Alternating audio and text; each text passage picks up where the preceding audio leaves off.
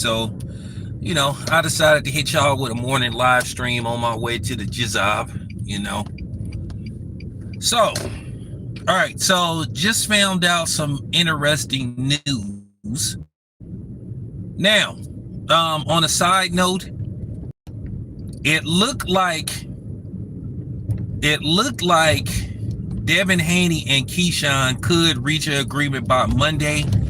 Now, what I think the overall plan is for Zuffa to bid on the fight along with Turkey, which would present possibly the most money for both Devin and Keyshawn, with Keyshawn getting 25% to Devin's 75%. So basically, it just really come down to who's going to put up the most money for that fight. At the end of the day, the Tank fans are sitting up talking out the side of their ass as usual, talking about Devin should took the 30% from Tank and all this kind of stuff. Tank ain't got no 30% to offer nobody, because it's a question about how much money Tank really got available for himself. And we all know that the PBC don't bid on nothing. And we all know that the PBC don't guarantee no money. That's why a fight with Rolly fell apart. Now, also, if in fact, unless something changes, which we all know that money talks, if in fact, according to the the WBO, that even if they do win the purse bid, which would be Zuffa, they're saying that they won't sanction this fight. So basically, Devin and Keyshawn will just basically be fighting for nothing.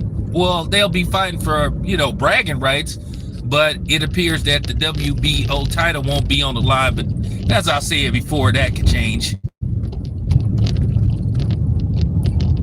I just got a feeling something would be worked out in time for basically that belt to be on the line. And then keep in mind, there's been rumors swirling that Keyshawn only has one fight left with Top Rank. That hasn't been confirmed. I'll be talking to Top Rank probably within the next week, or talking to some representatives. So I'm going to find out one way or another. So that hasn't been confirmed. That's just a rumor.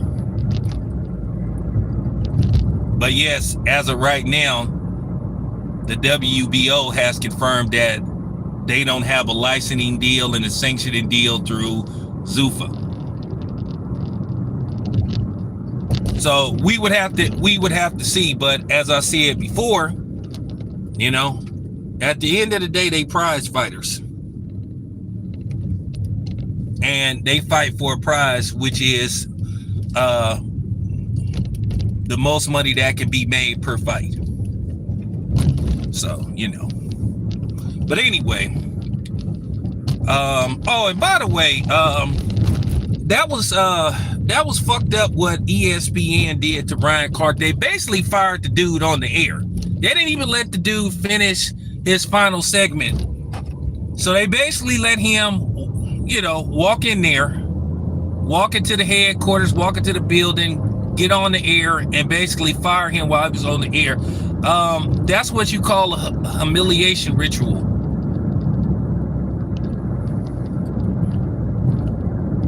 In case you guys didn't know,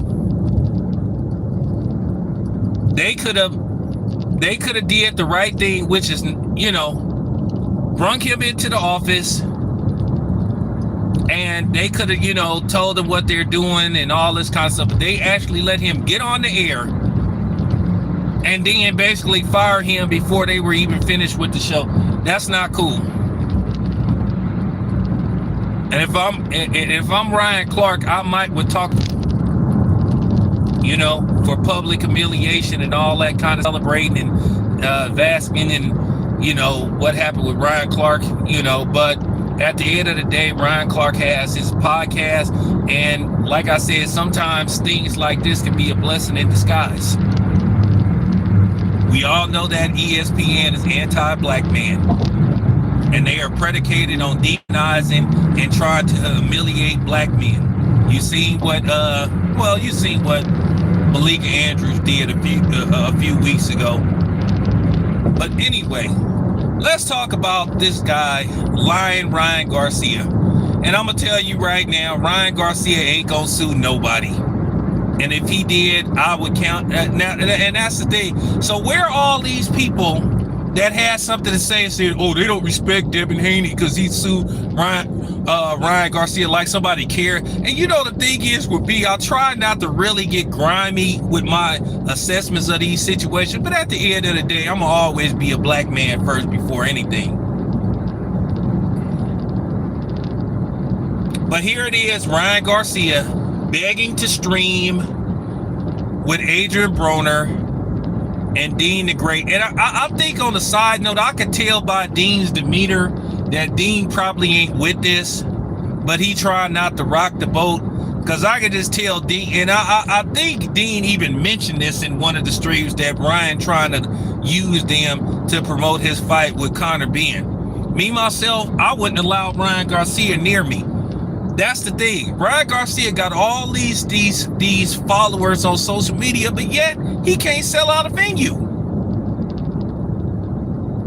And then his last fight, he fought a fellow Mexican, and they had to sell tickets from anywhere from $20 to $15, and they gave away a big portion of the tickets, and they never released what was the pay-per-view numbers. But everybody is always talking about Mexicans in particularly buy all the tickets. Well, why can't Ryan Garcia sell any tickets? And he fought a fellow Mexican and Mario Barrios. Now, keep in mind, I mess with Mario Barrios. Mario Barrios is cool. Y'all remember, you know, back in the day when I first started doing these interviews, when he was training out of the Bay Area, he used to be at Virgil Hunter's gym. So, you know, with that being said, y'all remember that, you know, back in 2017 and et cetera, et cetera. So, you know, I got accustomed to hanging around Barrios. He always gave me access, always did interviews with me. So shout out to Mario Barrios. But this is what these people do.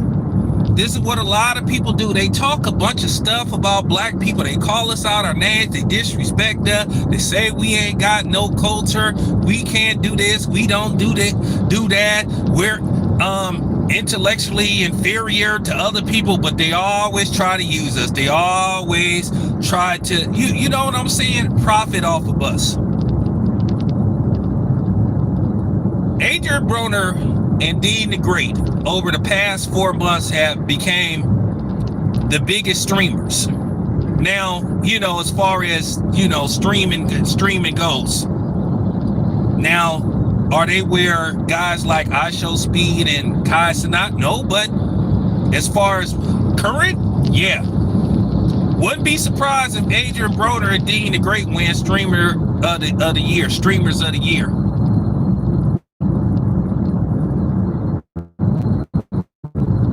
But here come Ryan Garcia, Mr. 20 followers, once again, who can't sell out a venue unless he fight a brother. You know?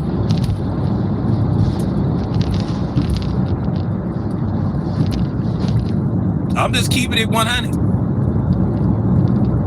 Because going into that fight with Mario Barrios, and they tried to say that the fight was sold, for the most part, Turkey bought most of the tickets, recouped them, gave them away. Then the rest was sold between you know, $20 and $15. So that fight with Mario Barrios was not sold out. I did reports. By the time fight week came around, they had sold less than 10,000 tickets, and I know that for fact. But you know, they get mad at me when I bring this kind of stuff up.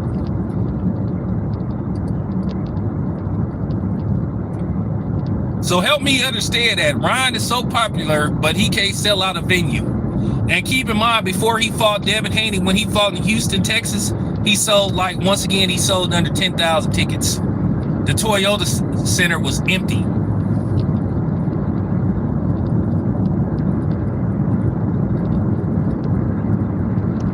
me, myself, I just got to keep it a buck. I don't see how anybody would want to be around Ryan Garcia. And I've been saying this for a while. Black people too forgiving. But yet, like I said, every time I look around, you got people slandering us, talking about they got fatigue and all this kind of stuff. But they don't have no problem coming around us when they feel like they can benefit from us. Just like you had a lot of those Hispanics, and particularly Mexicans, talking about why didn't Kai Cenat have a certain amount of well, because one, is his program. He can have basically whoever the fuck he wants to have at his streamer university. And then you had them talking about they gonna start their own. You should. But I don't understand. A lot of y'all try to exercise and have these same talking points that a lot of Caucasians and non-blacks have. But like I said, once again, if we don't contribute nothing to society, why you always trying to emulate us? Why you try to copy off of us? Why you try to profit off of us? Why you try to learn from us? Make that make sense. You want to go around people that you don't really like and that you call yourself not respecting and thinking nothing of? I need somebody to explain that to me. But yeah. And I thought it was funny that D stood his ground. He said, okay, Ryan, you gonna sign the NDA. And he talking about, well, we already famous. Well, okay, well, cool. Why are you begging to stream with Adrian, Broner, and Dean? Because they the hottest streamers right now.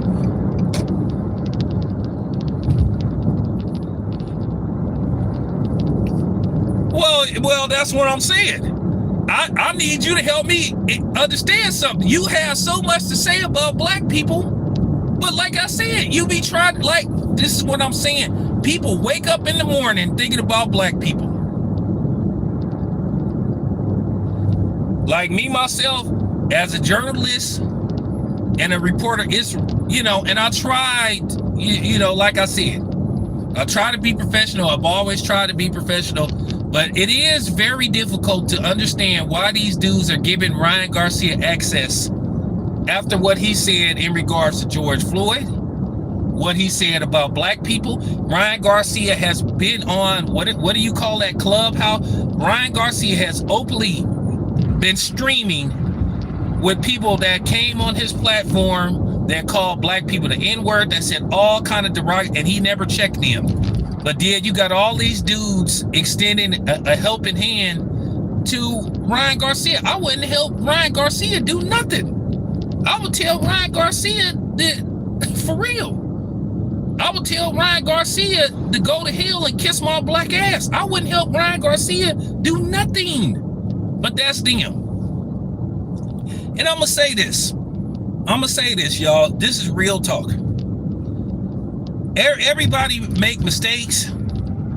If somebody, like I said, I'll use this as an example. When Mikey Garcia, and that's funny, speaking of Adrian Broner, going into his fight with Adrian Broner, he made a Donkey Kong reference.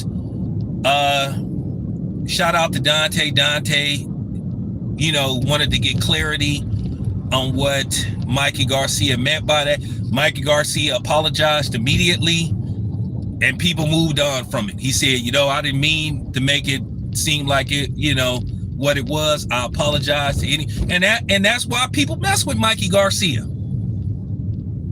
But you get these dudes that sit up here and try to downplay this stuff and try to tell us that we too emotional and all this kind of stuff. We too emotional until we say something about them. But some of these are the same racist Hispanics.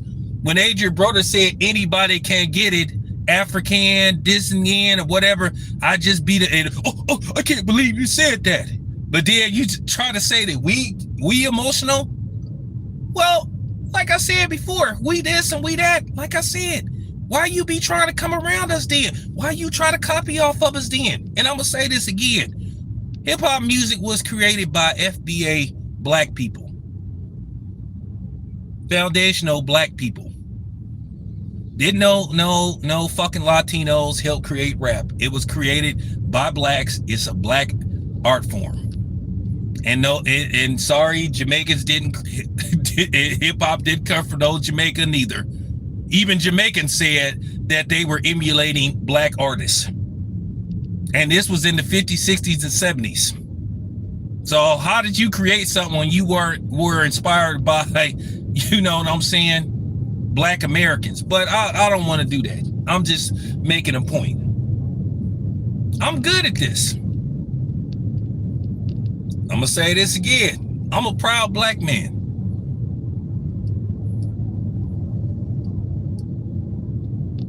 You know, I'm a proud black man, and that's just real talk. And, you know, the funny thing is about Kai Cenat, you know, Kai Cenat is like, I don't know. I think Kai Cenat is like from Hades or something. And, you know, I kind of fell back on Kai Cenat when he tried to say that blacks didn't have no culture. Now, I could be mean and say, you know, I could be mean to talk about the situation that's going on with, you know, the Haitians being, you know, deported, but I'm gonna leave that alone.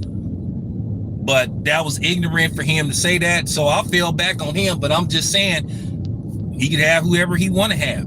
And I'll say this once again: if y'all got so much swag and coolness, like I said, once again, why do you want to be around people that you quote unquote don't respect and don't like? You're not making no kind of sense. But I have to say this. This is all Ryan Garcia doing is using Adrian Broner. Trying to sell his lousy fight with Conor Ben. That ain't gonna sell probably.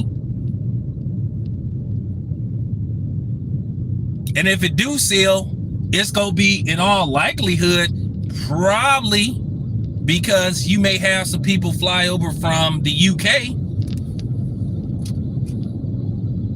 But we will have to see. And then once again, if you guys, here's the point once again. Remember, Conor Ben is black.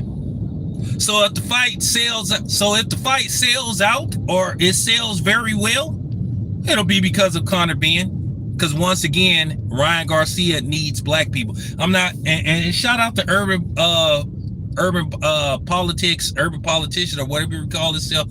You know, forgot the brother's name. He out of Houston. I think it's called Urban Politics. He out of Houston. Yeah, I'm not gonna say Ryan Garcia is the nigga needer like he refer to guys like, but you know, he need us black people, because you know Ryan Garcia don't have no problem saying the N-word with the ER, but you know, it is what it is.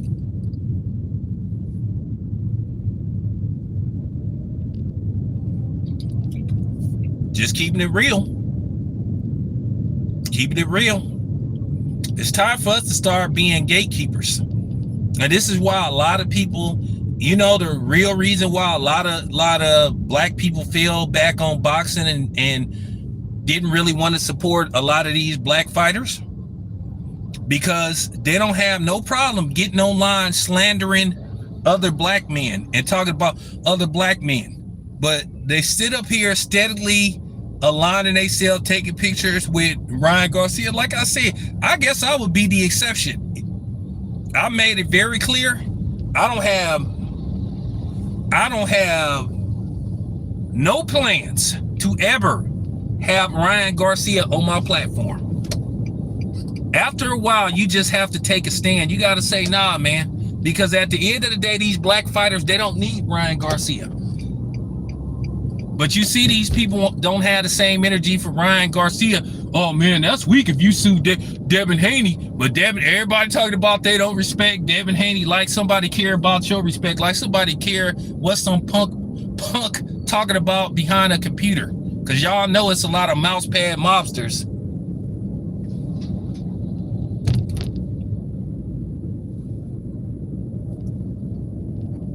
And then a lot of these black fighters, they get mad at you because they watch your channel and they know you deep down inside. Man, I wouldn't be taking no. I'm just different. I'm built different. You know, I'm 51. I'm built different. Just like I don't be feeling these non-blacks when they be walking around saying the N-word and all that kind of stuff. Because I can tell you right now, you refer to me as the N-word and you ain't melanated, watch what I say to you. And as far as we go, I don't care what these youngsters think, because like I said, they don't have no self-respect. They don't have no problem disrespecting another black man, but all of a sudden when it pertains to these non-blacks, they want to be humble, they want to be, you know, they want to be passive. And see, that's the difference. I go in reverse. And anybody that knows me, you know better than to come on my platform and disrespect me, because you will have a very bad day. Just gotta be said. Gotta be said. These dudes know I'm right, just like a lot of these dudes be goofy. Should none of these dudes be talking to Ryan Garcia? They should distance themselves from him. But then if you would ask them, why you guys hanging around Ryan Garcia and giving him access after what he said about black people, then they'll get mad at you. Oh, me good with all that. You should be telling Ryan Garcia to go with all the stuff. Like I said, I'm just built different, because I'm telling you.